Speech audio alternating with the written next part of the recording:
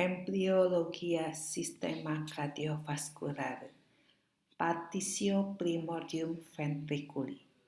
Septum interventricular akan muncul di dasar ventriculus di dekat apex cordis. Myositus dari primordium ventriculi sinistri dan primordium ventriculi dextri akan membentuk pars muscularis septi interventricularis. Septum interventricular akan bertambah tinggi dari dilatasi ventrikuli di kedua sisinya. Ukurannya bertambah dengan proliferasi yang neoblastus di dalam septum. Hingga minggu ke-7 didapatkan foramen interventrikular di antara tepi bebas septum interventrikular dan tubera endokardiaka. Jadi ini adalah septum interventrikular. Ya, ini adalah bagian yang muskularnya yang akan dibentuk baik dari ventrikel yang kiri, yang kanan maupun yang kiri. Ya, hingga akhir minggu ke-7 masih didapatkan foramen interventrikular di antara septum interventrikular dan tubera endokardiaka. Foramen interventrikular menutup pada akhir minggu ke-7 ketika bulbar ridge berfusi dengan tuber endokardiakum. Penutupan foramen interventrikular dan pembentukan pars membranacea septi interventricularis dihasilkan dari fusi right bulbar ridge, left bulbar ridge, dan tuber endokardiakum. Pars membranacea septi interventricularis diturunkan dari ekstensi jaringan sisi kanan tuber endokardiakum dan selulae crystanularis. Jaringan tersebut kemudian bergabung dengan septum aorticopulmonale dan pars muscularis septi atrioventricularis.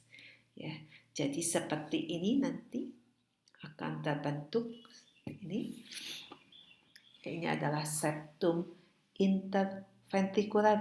Ini adalah pars muscularis, sedangkan yang pars membranaceanya akan terbentuk dari fusi bulbar ridge yang kanan dan yang kiri. Ya, kemudian dengan tuber endokardiakum seperti ini. Ya, ini tuber endokardiakum, jadi akan berfusi nanti. Fusinya nanti akhirnya akan menghasilkan septum interventrikular, baik yang pars membranacea maupun pars muscularis akan menjadi lengkap seperti ini. Ya.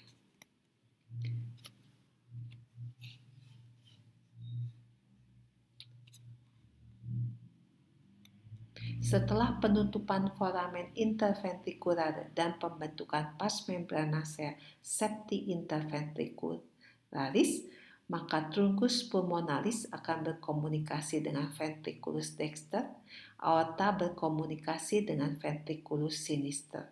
Cavitatio dinding ventriculus membentuk trabecula carne. Beberapa berkas otot menjadi musculus papillaris dan chorda tendinae. Ya, jadi setelah lengkap terbentuk, maka masing-masing akan berhubungan dengan pembuluh darah arteri yang seharusnya. Nah, ini adalah cavitatio, jadi akan terbentuk rongga di dalam dinding jantung, ya, sehingga terbentuk trabecula carne. Partitio bulbus cordis dan truncus arteriosus. Pada minggu kelima, proliferasi selulae mesenhimatika ke dalam dinding bulbus cordis membentuk bulbar ridge yang berlanjut dengan ridge serupa dalam truncus arteriosus. Bulbar ridge dan truncal ridge diturunkan sebagian besar oleh mesenhima crystanularis. Selulae crystanularis bermigrasi melalui pharynx primordialis dan arcus pharyngae untuk mencapai ridge. Bulbar ridge dan truncal ridge kemudian akan mengalami spiralisasi 180 derajat. Jadi akan terjadi seperti ini, ya. Bentar, ya. Nah, ini yang akan terjadi. Jadi pada awalnya bulbus cordis dan truncus arteriosus ini akan terbentuk ridge di dalamnya keduanya, ya, akan terbentuk ridge sehingga akan terbentuk di tinggi bulbus bulbus cordis, ya, ini akan terbentuk tonjolan akibat dari mesenhim cristanularis, sel cristanularis, ya. Ini akan terbentuk tonjolan seperti ini, ya. Ini sembari dia akan membentuk septum aorticopulmonar, ya. Juga akan terjadi spiralisasi 180 derajat. Arteri pulmonaris akan berpilin terhadap aorta sehingga pada level 3 kita jumpai seperti ini. Kemudian ini pada level 2 aorta, ini pada level paling atas aorta ada di sebelah depan, yang sebelumnya di sebelah belakang seperti ini karena terjadi berpilin seperti itu. Orientasi spiral disebabkan aliran darah dari ventriculus mengakibatkan septum aorticopulmonar berbentuk spiral ketika ridge berfusi. Septum aorticopulmonar membagi bulbus cordis dan truncus aorticus menjadi aorta ascendens dan truncus pulmonalis. Karena spiraling septum aorticopulmonar, truncus pulmonalis berpilin di sekitar aorta ascendens. Bulbus cordis melebur dalam dinding ventriculus definitif. Di ventriculus dexter, bulbus cordis membentuk conus arteriosus atau infundibulum yang merupakan asal dari truncus pulmonalis.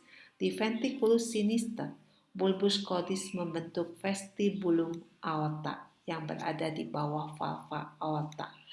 Perkembangan katup jantung. Ketika partisio truncus arteriosus hampir komplit, valvula semilunaris mulai berkembang dari 3 pembengkakan jaringan subendokardial di sekeliling ostium aorta dan ostium trunci pulmonalis. Kemudian pembengkakan ini dibuat berongga dan dibentuk kembali menjadi 3 kuspis berdinding tipis.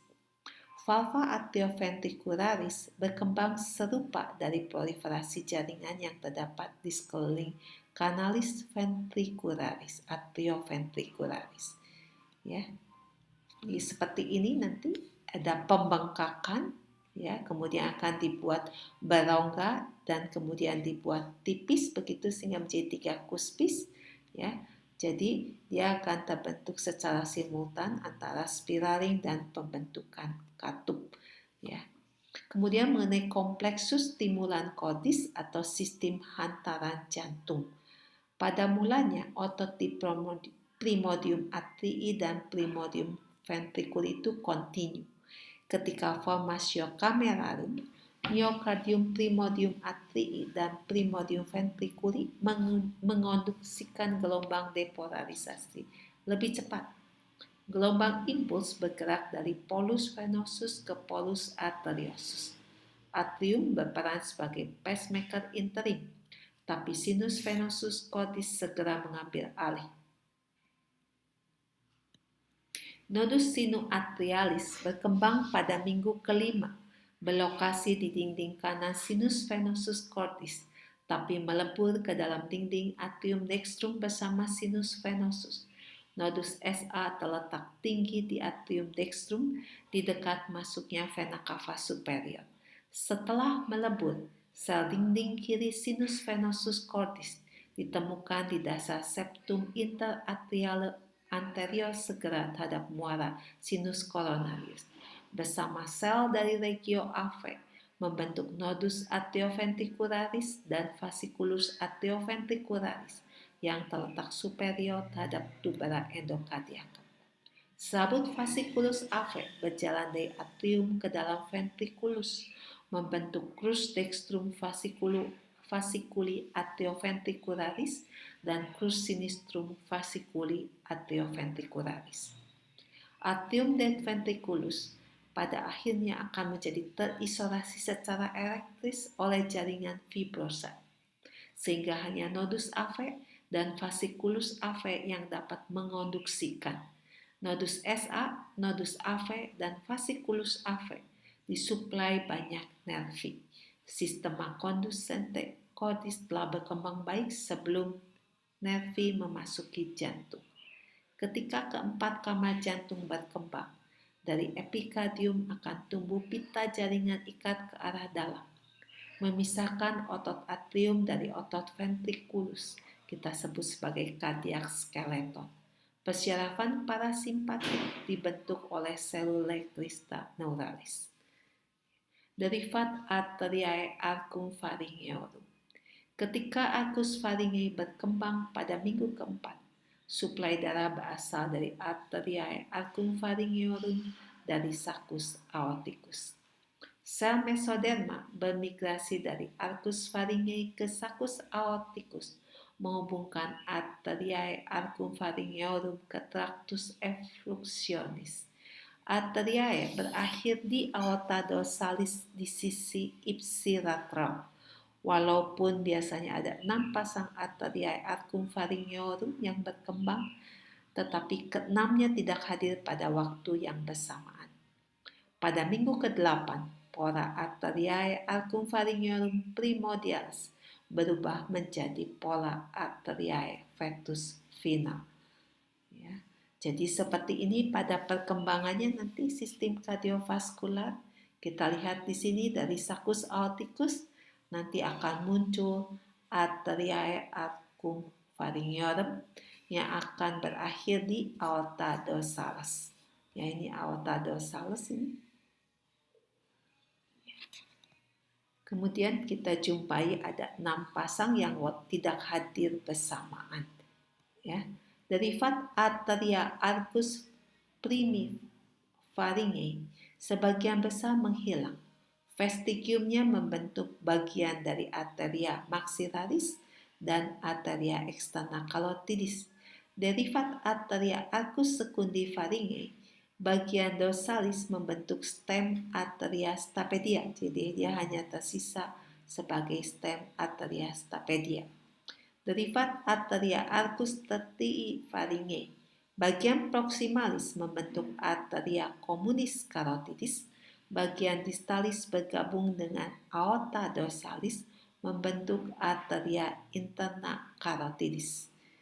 Ya, itu adalah arteria yang ketiga, ya, yang ini yang akan membentuk arteri interna carotidis.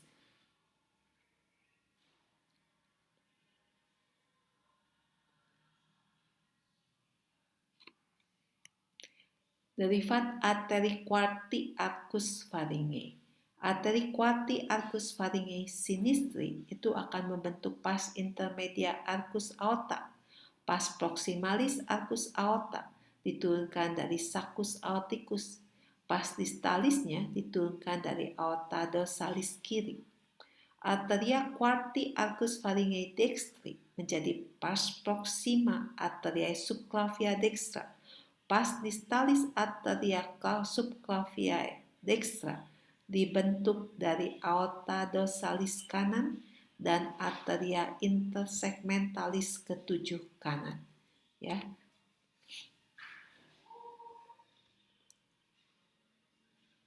Ini adalah arteri subclavia. Ya, arteri subclavia. Ini bagian proksimanya yang dibentuk oleh arteri arcus pharyngeae yang keempat. Seperti ini. Ini adalah arcus aorta. Ya. Bagian yang intermedianya yang dibentuk dari yang keempat. Bagian yang ini dari saccus aorta, bagian yang proksimanya, dan bagian yang distalisnya berasal dari aorta dorsalis. Arteri subclavia sinistra tidak diturunkan dari arteria arcus pharyngeae, tapi dari arteria intersegmentalis ketujuh kiri. Terjadi pergeseran asal arteri subclavia sinistra ke cranialis. Terletak dekat pangkal arteria communis carotidis sinistra. Lebih kurang 50% arteria quinti arcus pharyngeae merupakan pembuluh rudimenter yang segera berdegenerasi, tidak meninggalkan derivat. Sedangkan 50% lainnya malah tidak berkembang. derivat arteria sexti arcus pharyngeal. Yang kiri, bagian proksimalisnya bertahan sebagai bagian proksimalis arteria pulmonalis sinistra. Bagian distalisnya berjalan dari arteria pulmonalis sinistra ke aorta dorsalis. Ini akan menjadi apa yang kita kenal sebagai ductus arteriosus. Arteria sexti arcus pharyngeal dextri, bagian proksimalisnya bertahan sebagai bagian proksimalis arteria pulmonalis dextra, sedangkan bagian distalisnya akan berdegenerasi. Ya. Jadi ini adalah arteri pulmonalis sinistra, ini arteri pulmonalis dextra yang berasal yang bagian proksimanya masing-masing berasal dari arteri arcus pharyngeal yang ke-6. Ya. Transformasi arteria sexti arcus pharyngeal menjelaskan perbedaan perjalanan nervus laryngeus recurrens pada kedua sisi. Pada sisi kanan, bagian distalis arteria sexti arcus pharyngeal dextri berdegenerasi, sehingga nervus laryngeus recurrens dextra bergerak ke superior dan melengkung mengelilingi pas proxima. Arteria subclavia dextra. Pada sisi kiri, nervus laryngeus recurrens sinistra melengkung mengelilingi ductus arteriosus. Ketika ductus arteriosus berinvolusi setelah lahir, nervus tetap mengelilingi ligamentum arteriosum dan arcus aorta. Jadi seperti ini. Ya, ini ada nervus vagus, ini ada nervus laryngeus recurrens dextra yang akan mengelilingi pas proxima arteria subclavia dextra. Sedangkan kalau yang kiri, dia akan mengelilingi ligamentum arteriosum dan arcus aorta. Sirkulasi fetal dan sirkulasi neonatal. Sistema kardiovaskular fetus melayani kebutuhan prenatal, memungkinkan modifikasi pada saat lahir untuk memantapkan pola sirkulasi neonatal. Respirasi yang baik pada periode neonatal bergantung pada perubahan sirkulasi yang terjadi pada saat lahir yang menghasilkan oksigenasi darah dalam pulmones ketika aliran darah fetal melalui plasenta terhenti. Sebelum lahir, pulmones tidak melakukan pertukaran gas dan fasa pulmones vasokonstriksi. Ketiga struktur penting dalam sirkulasi transisional adalah ductus venosus, foramen ovale, dan ductus arteriosus. Ini adalah ductus venosus, kemudian ada ductus arteriosus, kemudian ada foramen ovale, ya, foramen ovale. Ini adalah ductus arteriosus. Sirkulasi fetal. Darah kaya O2 dan nutrien mengalir di bawah tekanan tinggi dari plasenta ke dalam vena umbilicalis. Mendekati hepat, separuh darah mengalir langsung ke dalam ductus venosus yang menghubungkan vena umbilicalis dan vena cava inferior. Dengan demikian, aliran darah membypass hepat. Separuh lagi mengalir ke dalam vas sinusoidum hepaticum, kemudian melalui vena hepatica masuk ke dalam vena cava inferior. Sphincter di vena umbilicalis mengatur aliran darah melalui ductus venosus. Jika berkonstruksi, lebih banyak darah dibelokkan ke vena porta hepatis daripada ke ductus venosus.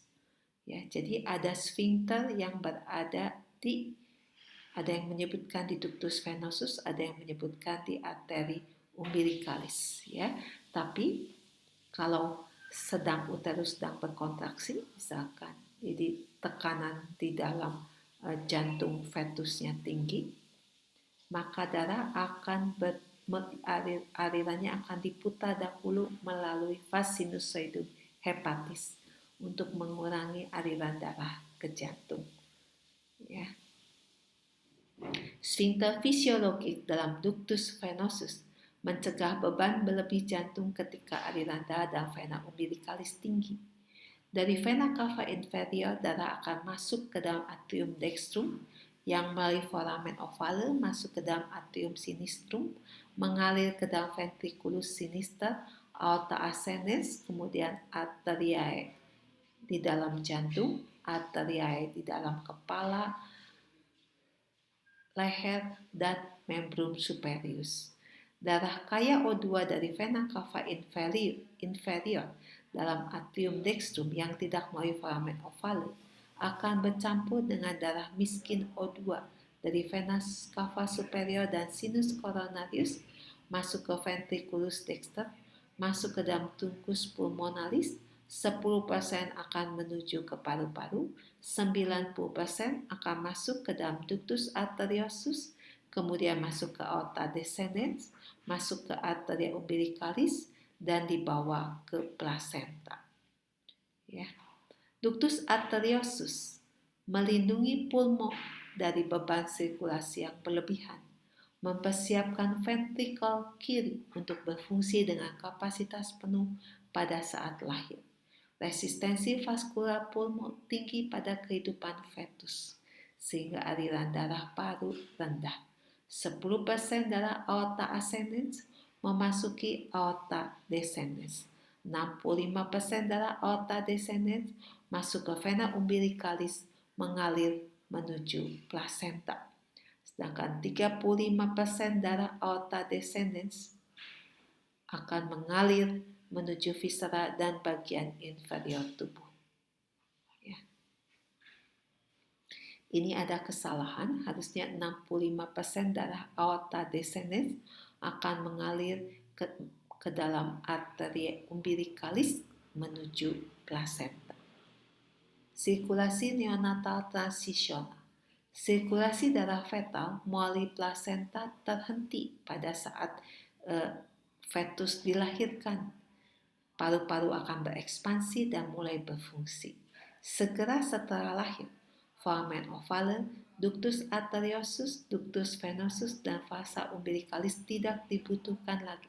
Sphincter dalam ductus venosus berkonstriksi, semua darah akan masuk vas sinusoidum hepaticum. Oklusi sirkulasi plasenta akan menyebabkan tekanan darah vena cava inferior dan atrium dextrum turun dengan segera. Ya. Aeratio pulmonis pada saat lahir berhubungan dengan resistensi vaskular paru yang turun, aliran darah paru naik, kemudian penipisan progresif dinding arteria pulmonalis akibat peregangan paru ketika lahir. Aliran darah paru naik, aliran vena umbilicalis hilang, tekanan atrium sinistrum lebih besar dari atrium dextrum, foramen ovale menutup oleh penekanan valvula foraminis ovalis terhadap septum secundum. Darah ventriculus dexter mengalir ke truncus pulmonalis. Resistensi vaskular paru lebih rendah daripada sistemik. Aliran darah dalam ductus arteriosus mengalir dari aorta descendens ke truncus pulmonalis. Dinding ventriculus dexter lebih tebal daripada ventriculus sinister pada fetus dan neonatus karena bekerja lebih keras in utero. Pada akhir bulan pertama, dinding ventriculus sinister lebih tebal daripada dinding ventriculus dexter karena sekarang bekerja lebih keras. Dinding ventriculus dexter menjadi tipis karena atrofi akibat beban kerja yang lebih ringan. Ductus arteriosus berkonstriksi pada saat lahir, tapi sedikit darah tetap mengalir dari aorta ke truncus pulmonalis selama 24-48 jam setelah lahir. Pada akhir 24 jam, 20% menutup, pada 48 jam 80%, pada 96 jam 100%. Pada neonatus prematur atau dengan hipoksia persistens terbuka lebih lama, PO2 lebih kurang 50 mm Hg akan menyebabkan dinding ductus arteriosus berkonstriksi. Selama kehidupan fetus, patensi ductus arteriosus dikontrol oleh kandungan rendah O2 dan prostaglandin yang menyebabkan otot polos dinding ductus arteriosus berelaksasi. Pada saat lahir, arteria umbilicalis berkonstriksi mencegah kehilangan darah. Perubahan pola sirkulasi fetal ke dewasa terjadi bertahap. Nafas pertama, hitungan jam hari, penutupan fungsional pembuluh darah dan foramen ovale. Penutupan anatomik dihasilkan dari proliferasi jaringan fibrosa. Derivat pembuluh fetal dan struktur fetal. Vena umbilicalis, bagian intraabdominalis menjadi ligamentum teres hepatis yang berjalan dari umbilikus ke porta hepatis, melekat pada ramus sinistra dari vena porta hepatis. Vena umbilicalis tetap paten, dapat digunakan untuk exchange transfusion pada periode neonatus atau 4 minggu pertama. Ligamentum teres hepatis dapat dikanulasi. Ductus venosus menjadi ligamentum venosum yang berjalan melalui hepar dari ramus sinistra vena porta hepatis dan melekat ke vena cava inferior. Vena umbilicalis, bagian intraabdominalis menjadi ligamentum umbilicale mediale, bagian proximalis bertahan sebagai arteria vesicalis superior. Foramen ovale menutup fungsional pada saat lahir, menutup anatomik pada bulan ketiga dari proliferasi jaringan dan adesi septum primum ke tepi kiri septum secundum. Jadi ini adalah vena porta ini vena porta, ini adalah ligamentum venosum yang melekat pada ramus sinistra dari vena porta. Ini adalah vena cava inferior. Ya, jadi seperti ini. Ini adalah ligamentum venosum. Ya, ini adalah ligamentum teres uteri yang merupakan sisa daripada vena umbilicalis. Ini sudah ditutup foramen ovalenya ini. Ya, ini sudah ditutup juga. Ya, ini arteri umbilicalisnya nanti akan menjadi ligamentum umbilicale mediale. Ini adalah fossa ovalis, ini adalah septum interatriale. Ya, ini sudah penutupan secara anatomik. Septum primum membentuk dasar dari fossa ovale, tapi inferior septum secundum itu yang kita kenal sebagai limbus fossa ovalis. Ductus arteriosus menutup fungsional lengkap beberapa hari setelah lahir, menutup anatomik membentuk ligamentum arteriosum pada minggu ke-12 postnatal di antara arteri pulmonalis sinistra dan arcus aorta. Ya, ini adalah ductus arteriosus yang akan menjadi ligamentum arteriosum. Biasanya menghubungkan vena arteri pulmonalis sinistra dan aorta. Ya, perkembangan sistem limfoidium mulai berkembang pada minggu ke-6. Fasa limfatika berkembang dengan cara menyerupai fasa sanguinea dan berhubungan dengan sistem vena.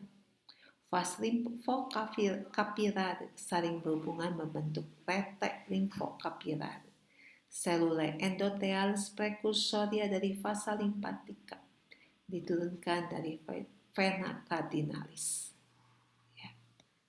Perkembangan sasi limfatisi dan ductus limfatisi. Ada 6 sasi limfatisi primer, 2 saccus lymphaticus jugularis di dekat junction vena subclavia dan vena cardinalis anterior, yaitu bakal vena jugularis interna, 2 saccus lymphaticus iliacus di dekat junction vena iliaca dan vena cardinalis posterior, 1 saccus lymphaticus retroperitonealis di radix mesenterii di dinding abdomen posterior, 1 cisterna hili yang terletak dorsalis terhadap saccus lymphaticus retroperitonealis. Ya, jadi ada 6 sasi. Ya.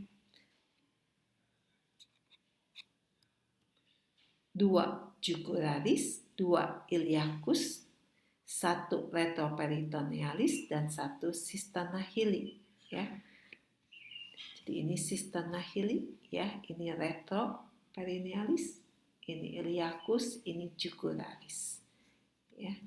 Fasa limfatika segera terhubung dengan sasi limfatisi dan berjalan sepanjang vena utama ke kaput, kolum, dan membrum superius dari saccus lymphaticus jugularis, ke truncus inferior dan membrum inferius dari saccus lymphaticus iliacus, ke primordium enteri dari saccus lymphaticus retroperitonealis dan cisterna hili, ductus thoracicus sinister dan ductus thoracicus dexter menghubungkan saccus lymphaticus jugularis dan cisterna hili. Fasa limfatika segera terhubung dengan sasi limfatisi dan berjalan sepanjang vena utama ke kaput, kolum, dan membrum superius dari saccus lymphaticus jugularis, ke truncus inferior dan membrum inferius dari saccus lymphaticus iliacus, ke primordium enteri dari saccus lymphaticus retroperitonealis dan cisterna hili, ductus thoracicus sinister dan ductus thoracicus dexter menghubungkan saccus lymphaticus jugularis dan cisterna hili. Perkembangan ductus thoracicus. Ductus thoracicus berkembang dari bagian caudalis ductus thoracicus dexter, anastomosis ductus thoracicus sinister, ductus thoracicus dexter, dan bagian cranialis ductus thoracicus sinister. Banyak variasi dari asal, lintasan, dan terminasinya. Ductus lymphaticus dexter diturunkan dari bagian cranialis ductus thoracicus dexter. Ductus thoracicus dan ductus lymphaticus dexter berhubungan dengan sistem vena di venos angle. Ya, jadi nanti ductus lymphaticus dexter dan ductus thoracicus akan bermuara pada venos angle, yaitu pada pertemuan antara vena jugularis interna dan vena subclavia. Ya. Perkembangan nodi limfoide. Kecuali bagian superior cisterna hili, sasi limfatisi akan berubah menjadi nodi limfoide pada periode fetus dini. Selula mesenhimatika menginvasi sasi limfatisi, memecahkan kavitasnya menjadi jejaring saluran limf dan primordia sinus limfatisi. Selula mesenhimatika juga menurunkan kapsula dan rangka jaringan ikat dari nodi limfoide. Perkembangan limfositus. Limfositus diturunkan dari selula prekursoria di dalam mesenhima, vesicula umbilicalis, hepa, dan spleen. Limfoblastus memasuki medula osis, membelah menjadi limfoblastus. Limfositus dalam nodi limfoide sebelum lahir diturunkan dari timus yang merupakan dari Saccus pharyngeus tertius. Ini akan bersirkulasi ke organa limfoide. Selula mesenhimatika dalam nodi limfoide juga berdiferensiasi menjadi limfositus. Noduli limfoide tidak tampak dalam nodi limfoide hingga segera sebelum dan atau setelah lahir.